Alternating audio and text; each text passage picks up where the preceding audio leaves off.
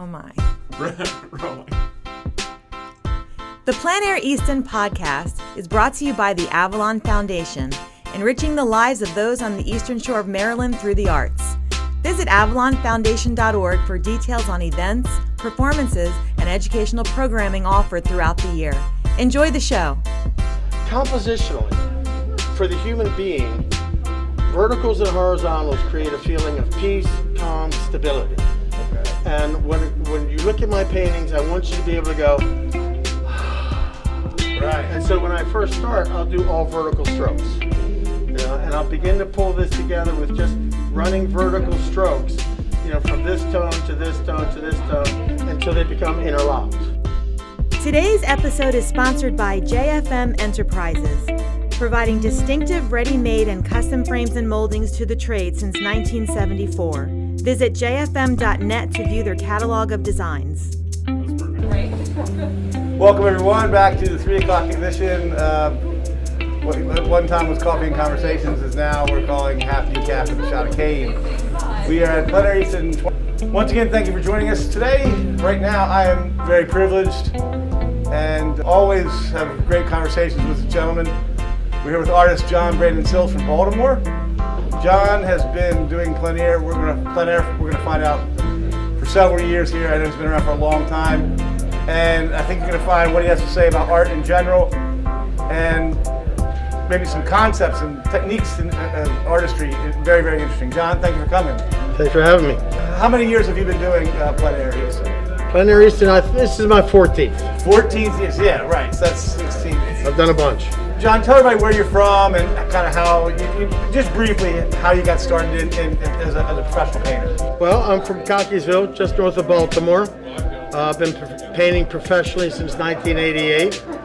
And really got started in art because I didn't do well at my first college, and when I came home, my mom said to me, "Why don't you take an art class?" And I thought she was joking. And I have to admit, I was actually so afraid to take the class that I made her take it with me. Right. It was a night class at the local college, then Towson State. And that lit the fire. And ever since then, I finally found something I really liked doing. And because I was lost, like so many people in their early 20s, I didn't know what I wanted to do. But I found art, and I found that I really enjoyed it. I wasn't particularly good at it, but I was committed. And I wound up going to a very, very good classical realist school called the Schuler School of Fine Art in Baltimore, where I was trained in a classical technique with a lot of emphasis on drawing.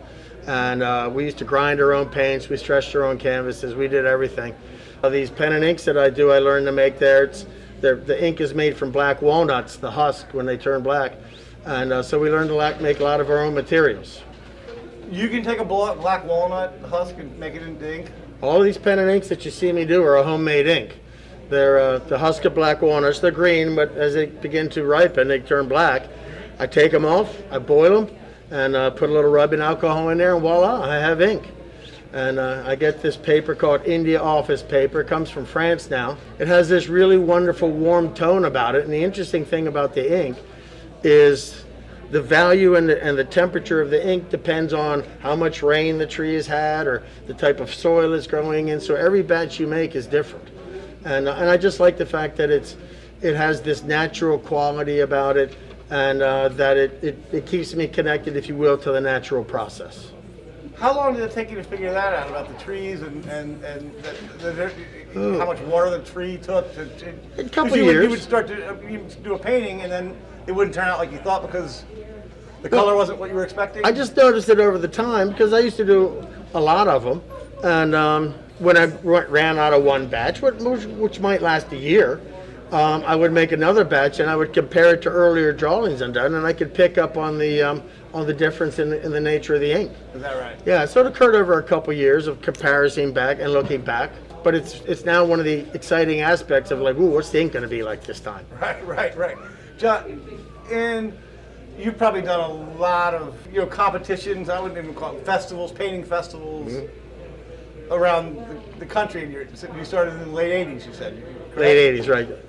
Although there weren't hardly any plein air competitions back then. There wasn't anything in Baltimore. What was it then? I mean, you had you always had the art shows in Baltimore and that sort of thing, Right. I was in galleries in Baltimore. The plein air competitions were focused mainly on the West Coast, and I didn't really start hearing about them till maybe late 90s, early 2000s, when I began to actually get into them and begin to, that sort of be part of my summer routine in terms of keeping income coming in and then getting your name out there. What does it mean to get your name out there? What happens when an artist goes to one of these things and has a good week like you've had this week, or had a good week like you've had a lot of these weeks you've been here? What happens to an artist's career when that goes on?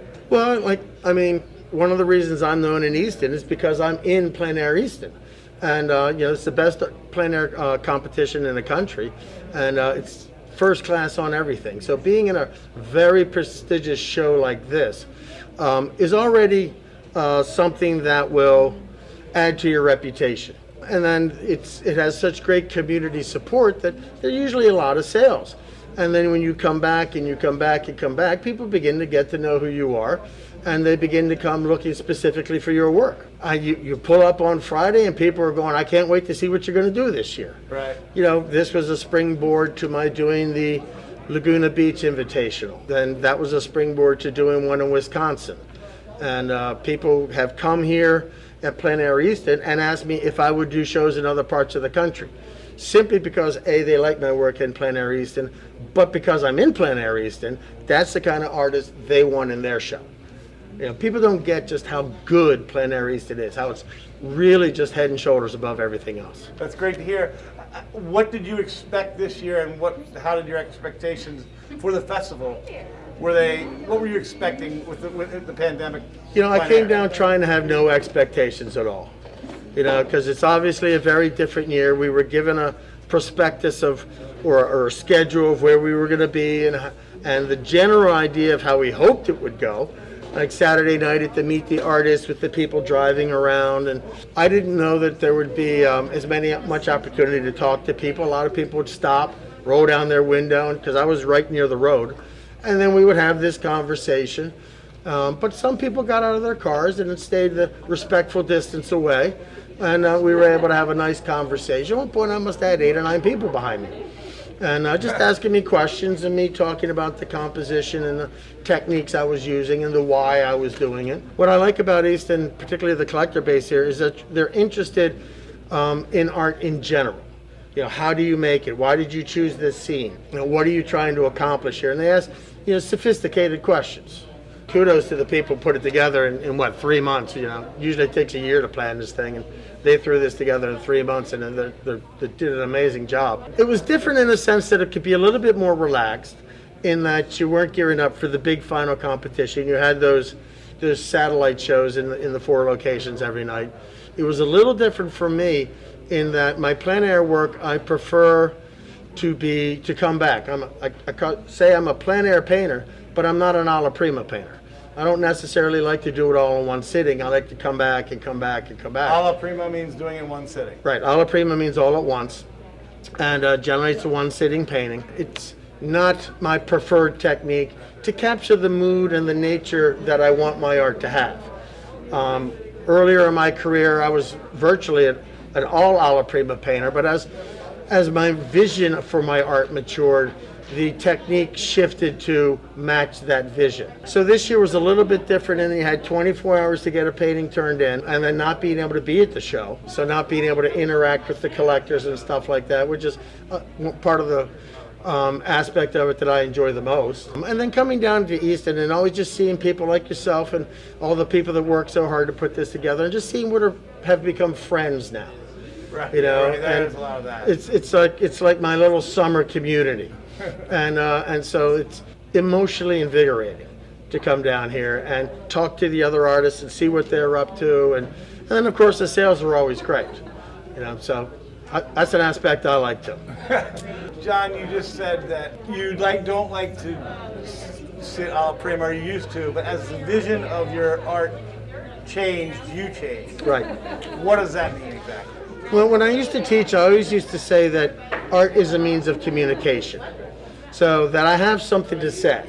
It's not just rendering an image or a scene at a particular time of day under particular weather conditions It's not just that. It's not a rendering. As an artist, my job is to not replicate, but to interpret and to express.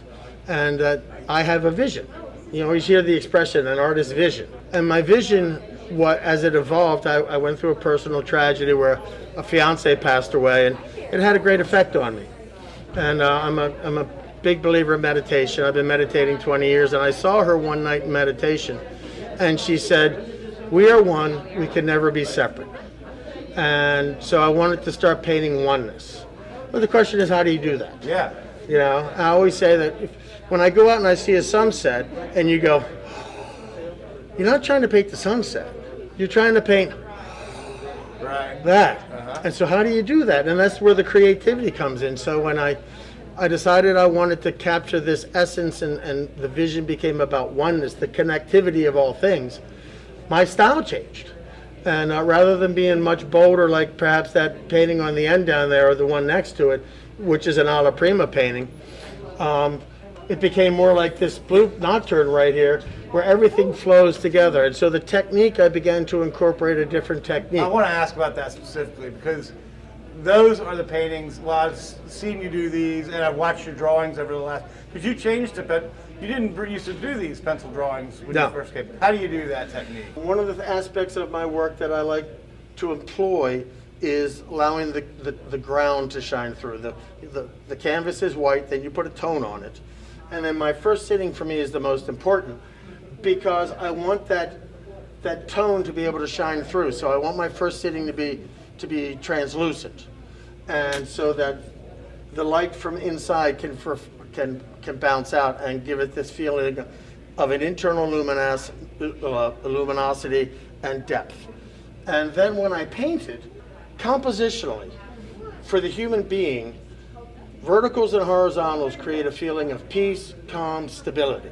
Okay. And when you look at my paintings, I want you to be able to go, right. And so when I first start, I'll do all vertical strokes. You know, and I'll begin to pull this together with just running vertical strokes, you know, from this tone to this tone to this tone, until they become interlocked. And they begin to flow together, which is the vision. But by using the vertical strokes, it creates a sense of calm and stability. You know, so it has an emotional impact on the viewer. Blue is a calming color. Warm colors make your heart rate go up. Cool colors make your heart rate go down. You're hardwired that way. There's nothing you can do about it. But as an artist, my desire is for you to have a particular feeling. So I employ shape, pattern, color, composition to basically talk to your mind and your brain and move you in a direction of the feeling I want you to experience. Okay. You know, and so this technique is a multi-sitting technique that I come back onto. I'll use glazes, which is transparent color or translucent color, to get things darker, but it maintains a certain degree of radiance. And then you have to be able to draw. Is that correct? For realism, it's the key. For realism. Yeah. For realism, What kind of painter are you? I call myself a representational painter. Representation. Yeah, not representational, representational. I want to take something you're familiar with and then represent it to you with a new idea, with a different concept, a different way to look at it. So that looking at landscape, rather than seeing the separation, seeing the tree and the grass and the sky, see everything as one. Right.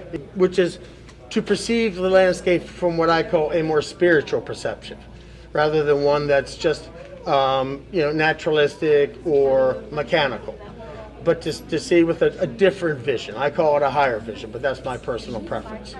As an artist, I tend to focus in on a particular scene and then return to it a number of times. Why? I guess part of it is you don't really feel, there's something you want to capture. Like I said, when I paint that oneness, I want that to capture the divine aspect of it. And every time you do a painting, you're like, well, I got this, but I didn't quite get that. Right. You know, so I'm going to do one more, but this time I'm going to. And it becomes this, it feeds on itself, because then you get another idea of a technique you can use, or a composition, or you want to use the same composition, but you want to focus on a different aspect of it. Right. And so there's this infinite variety that you can get from a similar scene. I mean, Monet did 26 haystack paintings. because sometimes I worry about getting repetitive, and then I'm like, well, Monet did all those haystack paintings and all those poplar paintings and all those paintings of Rouen Cathedral, so there's precedent. Right. And again, for me, it also kind of captures an essence of the Eastern Shore. The wildness of the flowers and the natural beauty of the place, and yet I'm standing right next to the bypass. And so it's this interesting juxtaposition for me as the person going out there, that if you want to find beauty and natural beauty, you don't have to go very far. Right. It's just a hop, skip, and a jump away. John, thank you very much. Thanks. And I would say, if you're looking to learn the craft, learn about the craft, maybe think you have some questions that are kind of stupid but you want to ask and you're afraid to ask them, or if you want some help being taught how to do this craft, John Brandon Sills is just a fountain of knowledge for this, has a great philosophy towards it, I think. What has art meant to you, John, having discovered it at your mom's advice? Well, first thing it taught me was, for once, I listened to my mother, and it turned out. I could say that it added the spice to my life, because in any experience, the part that you feel and that you remember is the meaning associated with it. And that's what adds the as I call it, the spice to life. That when something happens, but I say it means this, and that creates the emotional response. So I get to make a career and have a living by painting the most beautiful concepts and beliefs I can have.